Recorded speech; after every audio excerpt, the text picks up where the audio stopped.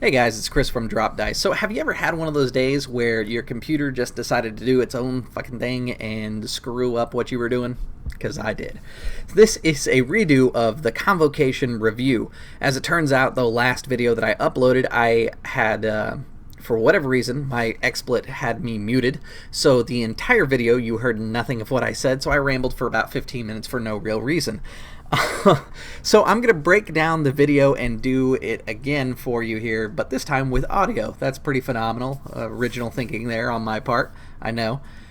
Basically, I'm going to break down the review into three sections. One concerning layout, next concerning content, and lastly concerning mechanics. And this is how I'm going to kind of look at how the book is, and when I do reviews in the future, I'm going to try and follow the same method of layout, content, mechanics. Now, first off, let's talk a little bit about what the Convocation is. The Convocation is a group of knights, a brotherhood, if you would, that has joined together to serve peace within the kingdom of, or the world of Erenoth, which is Matt Click from A Fistful of Dice's world. Inside the description, you'll find links to Matt Click's Fistful of Dice channel and Absolute Tabletop for the Convocation book. I do recommend you pick it up, but stick around and figure out why I do and why it might need some changes and things like that. So first off, let's talk about the layout. The layout was done fairly well. However, I think that there are some areas that could be improved for future supplements. Number one, I mentioned to the guys inside a comment section that I'd really like to see bookmarks, because anything that's beyond like 17 pages, I want bookmarks. Anything that's got breaks, logical chapters, things like that, I want bookmarks. As a GM who runs primarily on the computer, it makes it much easier for me to have a book with bookmarks. So, excellent to see that that got added in. In fact, it bothers me when I buy big name company books that have no bookmarks, so it's great to see a small press putting in bookmarks and doing that sort of thing, because they know, as people who play these games regularly on the computer, that these things will help out their GMs that are using the material. From there are two pages that I think were really excellently added to the thing, which is Erenoth, a primer, which breaks down what Erenoth is in case you haven't seen the Provokers or you just don't know what Erenoth is all about. There's also a wiki in case you want more information, but it is the short one page because players have an attention span about the size of a gnat. So giving them a one page with this is what the setting basically is, this is the tone, I think is really valuable. The second page, which I think is also really valuable, is a one page on the Convocation, what they are. And it's really just a 10-point bullet list, and I think the format was actually pretty genius too, because it breaks it into bullet points, which makes it easier to comprehend and process for a player.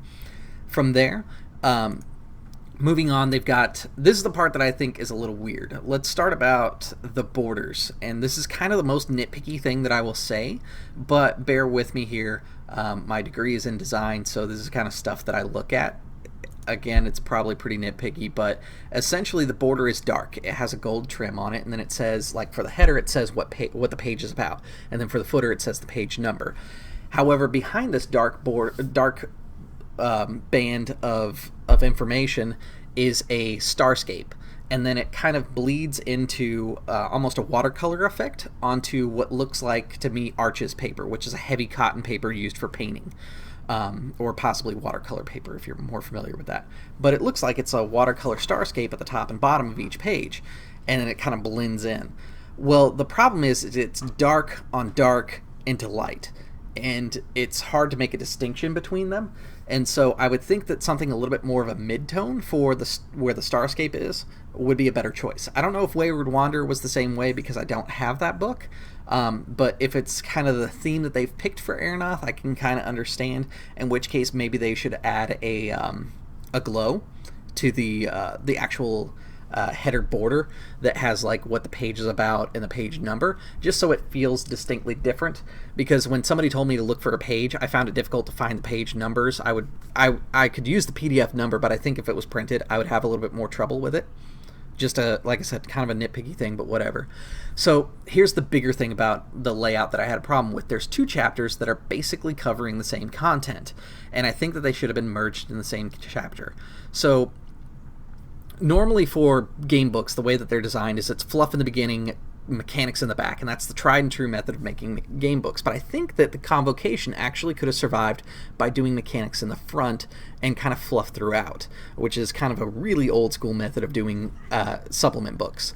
So there's a chapter that talks about the Convocation in fluff terms, and then there's a chapter called Building a Convoker. And the problem I had with it was, if I wanted to build an envoy, there was all the mechanical bits at the back end of the book, but all the fluff was in another chapter. And so if I, being the kind of person that I am, I like to flip between the two, make sure that I'm building something that builds into the content and the theory of the world to play to those tropes. I had to switch between the two, and I thought that a little troublesome, especially considering in the Convocation section, each chapter is only given 1-page write-up. It could have been a 1-page write-up of the fluff, and then mechanical, because each chapter has 2 mechanical pages. And I think that really would have been a better way to execute that. And I would have put it at the front, because after that it goes into the history of the Convocation, the command structure, NPC examples, the Convoker missions, what the Convokers could be in other game worlds, and different magic items. That's just kind of how I would arrange it, but personal preference. Let's talk about the fluff or the content. So this one kind of borders between layout and content as far as how it fits in, because I want to talk about the chapter called History of the Convocation. History of the Convocation is probably everybody's favorite chapter inside there. It includes a history of how they fit into the world. And there are some genius things that have been done inside this chapter that I don't think people have given it enough credit for. The history of the Convocation, first off, is written from the point of view of the Convokers. And as the old adage goes, history is written by the victors. If the Convokers are this great knightly order that's lived in the sky and has an entire chapter that's dedicated to recording their history is going to be about how they observed history. And so I think that's really genius, because in future supplements, Matt can talk about the exact same events, but do it instead from a different point of view. Like there's the Great Worm War. If he was to release a book called The Dragons of Erenoth, and it was about like the dragons of way olden days and kind of what's happened to them since the Great Worm War, the event, the Great Worm War, is going to sound dramatically different from on their timeline than it will from the Convoker's timeline, and I think it's a really genius way to do it. I don't know if that was intentional, but I applaud the effort either way. The other thing that's really cool about it is it's just little bullet points. Now, one of my favorite games, L5R, is really guilty of doing this the wrong way. It includes a timeline, but it includes a timeline from basically prehistory all the way through to current history. So there's like a couple thousand years of history, and in these multiple pages, like 12 pages of content, there's only 4 pictures. And the pictures sort of go with some of the timeline events, but not all of them do. The way that it was done inside the Convoker's history section is it's 4 iconographs, and then there's a little paragraph that goes to each iconograph. And I really liked it. I think the only thing that I would consider maybe is the layout of that page. Instead of being a landscape page, I would maybe go with instead of a portrait page, I would go with a landscape page, just because timeline makes a little bit more formatting sense. But I understand you don't want to turn the book, or because it's a digital release, you don't have an easy way to turn a digital release. So I certainly understand why they went with that format. So no real complaints about that, just a personal thing, whatever. But what I liked about it is it gives these little punchy paragraphs that gives you a quick review of where the Convokers are during that time period. And if you guys have been watching The Cost, which is my Convoker one-shot that's now turning into a 2-part, I picked an alternate time. I picked a time in the Convoker's past, and I did that very specifically so that I could use some of the events inside there and see how a game in the past would work. The other thing I did is I made everybody level 12. That way they had a couple boons. They could use one of the boons twice. And the one thing that I will say is the content for the boons is actually quite good. It's got a lot of little nifty, like ace-in-the-hole tricks. Now, shifting over to mechanics, I'm going to keep the boon conversation going. There are a couple problems with the boons, I think, mechanically. One of which is they don't say, like some of them say you cast a spell once per day. Now, let's break that down real quick. The once per day is a little bit different. It's counterintuitive to 5th edition. 5th edition uses long rests and short rests, and very rarely brings up the once per day, but generally it breaks down as like once per day is vaguely the equivalent of a long rest. And Matt makes that same connotation inside the book, that it depends on how you want to play, but you can say that it comes back after a long rest. Usually how I look at once per day for 5th edition, because there is long rest and short rest, and they operate kind of differently than how resting has done in previous editions, I say at midnight once per day abilities reset. And that's just my choice as a GM. maybe a little bit more clarification, or deciding on if it's a long rest or short rest, because you can take multiple long rests per day, but you can only pick one to regain your abilities back, which is per the definition of what the long rest is.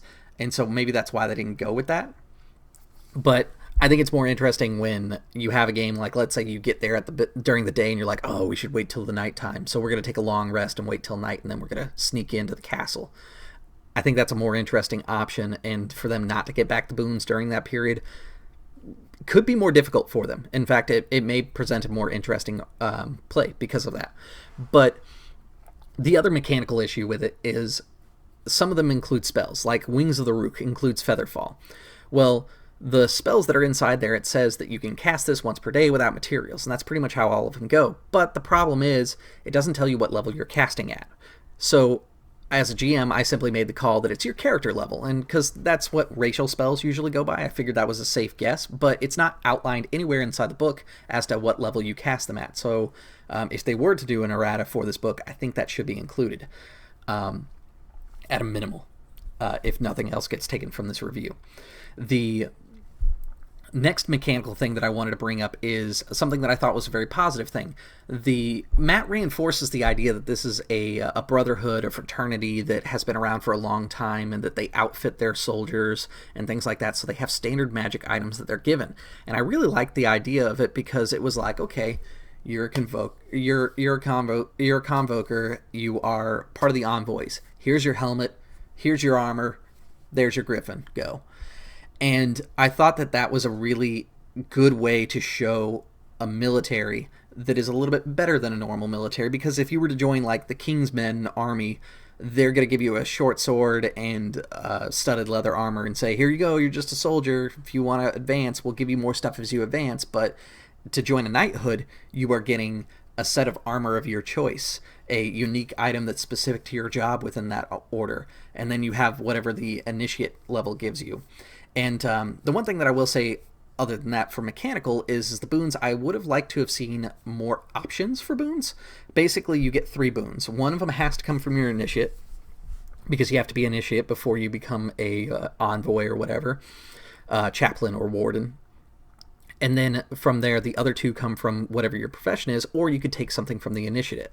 Basically, that's the standard way to evolve. However, you can make a convoker that takes 1 from chaplain and then 1 from warden, and make like a war priest, if you will, which I liked because he didn't close that off. It gives a lot of opportunity to pick out different things. But the problematic part about it is some of the boons, they don't feel like they're any more powerful than a regular character's class abilities. For example, there's a couple that have DCs involved, and DCs are like 8 plus your ability modifier plus your proficiency. And I would think with the way that the Convocation is played up inside of Matt's world, that they are these great knights that are put on a pedestal, that maybe it'd be a little higher. And I think that maybe like 10 plus ability modifier plus proficiency bonus might be able to show that in there, because I have a general feeling of the DCs in 5th edition that players put out for their abilities are actually generally really low, and it limits the times that I as a player want to use those abilities. So generally I go with surefire things instead of DCs, because DCs typically are actually on the low end for what players put out. So I would have liked to have seen maybe some sort of improved ability, DC type ability. From there, the mechanics kind of venture into some of the more unique parts of this, which is the Convoker mission chart. The adventure that I put together, the cost, I used the Convoker chart, and I'll go into more details when I do my prep video once the adventure's over, about how I used it and how it was implemented, along with some of the other Absolute Tabletop books. The other bit that I really liked was the fact that you have some NPCs pre-written inside here, giving an example of this is kind of your standard guy. So if I had them meet, a Convoker Initiate, I've got Convoker Initiate stats. I don't have to really sweat it and write up every single Convoker Initiate that they deal with, which is nice on my part in case that they decide to do. Really, you don't need stats unless they do combat, or you need to know about maybe like a spell that a chaplain has or something like that. But having this stat block gives you a general idea of what you should think of as a GM. So I thought that was really good. Again, the magic items being a regimented style of magic items, I thought was a lot of fun. And it was good to see that these items are on par with a lot of the items that are from the DMG, whereas Be a Better Weapon Master, some of the weapons felt a little weaker than even a +1 weapon, just because of the way that they were written. They were a little bit more flavorful, but they also were like, oh, it does a D4 thunder damage, whereas if I was to follow the DMG and kind of ignore Absolute Tabletop's supplement, I would have made a D6 thunder damage weapon that's also +1, instead of just a D4 thunder damage, no modifiers added. So it was nice to see magic items kind of on par with the standards of D&D. With that being said, overall, I think the book is a great purchase at $4.95. It's really well done and provides a lot of content into a very high mythic game, which generally I don't enjoy, which is kind of funny. If you guys have watched The Cost, I do an HBO version of what I think the Convoker should be. I think maybe I'm a little bit gorier. I started off the game talking about slaves that were put on pikes upside down and their feet tarred to die in the summer heat as a pike was driven through them. I don't think Matt Click would ever do that on his games, to be honest. I tend to run a little bit more of like the HBO special version of games, and I think that even me, as more of a graphic, grittier GM, found a lot of things inside here that I could do so that I could include some high fantasy elements but still keep kind of that edge that I like to have in my games. If you've watched the first part of the episode, you know that the Convokers have a cost to them. If you read the book itself, Matt Click does a very good job of talking about that being a knight is not all roses, that there is cost involved in it, and that's what really encouraged me to actually want to run the one-shot, is I love the fact that consequences happen in games. And in 5th edition, it feels very lacking. Like, the DMG doesn't really encourage you to do a lot of consequences. They encourage you to do situations and let your players get out of the situations, but there's no real consequence, no real instructions to do consequences, which is part of the reason I like games like Dungeon World, because it has a consequence system ingrained into its very fiber. And to see that Matt Click said inside his content and fluff section that, you know, being a knight isn't 100% everything that it's cracked up to be. Like, yes, you are a peacekeeper and everything, but you have to live by a certain code. You have to forsake certain things. You have to understand that your choices will have effects. Just that single implementation makes me really want to run and play in Erenoth. If that's the case, and that there are consequences and effects that come from player actions, that makes me interested in a game. So it's really good to see that in a 5th edition book. With that said, that's pretty much all I have for this review right now. I apologize about not realizing that I had muted myself at some point within using XSplit, but regardless, here is the review, and I will repost it here in just a moment. Check the comment section if you'd like to pick it up, or even check out Matt Click's Provokers games, which will actually be listed in here as well. They're about to start Season 2, so make sure you catch up before the season starts. As always, guys, thanks for tuning in, and I'll see you at the gaming table.